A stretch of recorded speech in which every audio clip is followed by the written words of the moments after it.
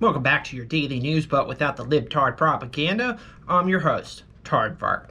Starting out, Black Lives Matter Foundation raises over $90 million in a single year.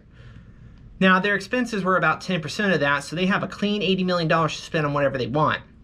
You gotta wonder, what are they doing with this money? They haven't done anything to lower black poverty. They haven't done poverty. I can't speak English today. They haven't done anything to reduce black crime. They haven't done anything to reduce the crime against blacks. They haven't done anything to reduce food insecurity for the black community. Black Lives Matter hasn't done anything for the black community except put black eyes on it with how many goddamn riots they've done throughout the country. U.S. airstrikes in Syria target Iranian-backed militia. Now, I don't know what the hell's going on in Syria. I don't think we should be in Syria. My opinion is more, if we're not willing to drop a nuke, we shouldn't be doing anything in that country. Either they are a threat and they need to be wiped off the face of the earth, or they're not a threat and we should be spending our money somewhere else.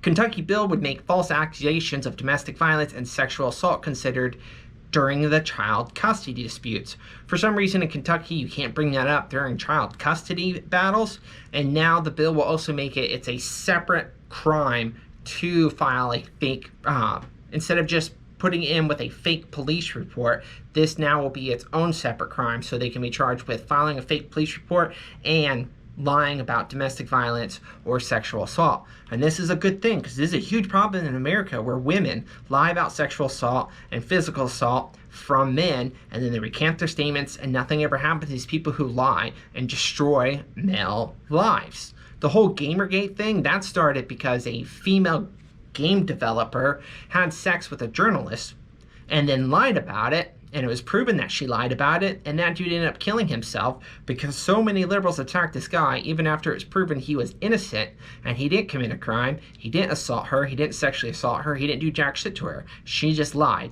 and he ended up dying because he committed suicide because he couldn't handle the stress and all the people attacking him because of this woman's lie. It's like the founder of Nerdist.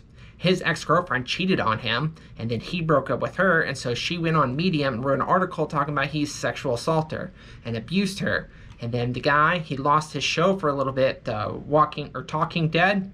And then once it was found out, of course, she lied and none of this happened, he got his show back, he got his job back at Nerdist, but she didn't suffer any legal consequences. So this should be nationwide. This should become a federal thing. I hope Kentucky passes it.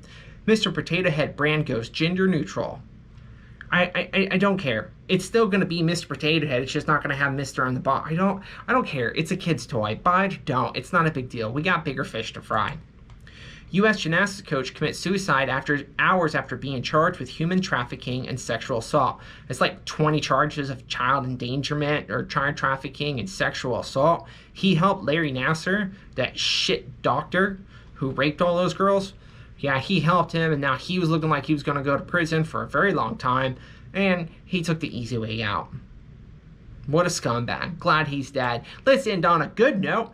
The Islamic State bride, however you say her stupid name, cannot return to UK. Supreme Court rules. She must have the worst parents in the world, or maybe the parents were complicit. At the age of 15, she ran away from London, where she had citizenship, and went to join ISIS in Syria. And they found her a few years later at some camp, at refugee camp, and she had a kid because the terrorist she got married to died.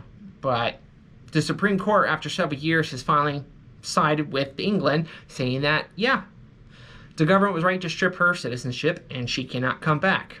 Fuck her. She's a disgusting parent or person. Her parents should have raised her better. And that's been your daily news, but without the libtard propaganda. I'm your host, Aardvarks.